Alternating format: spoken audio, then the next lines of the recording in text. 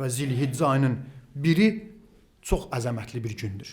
Həmçinin də Əhl-i Beyt sevənlərin nəzərində birinci gün Zilhiccə ayının birinci günü çox əlamətdar gündür. O da bununla bağlıdır.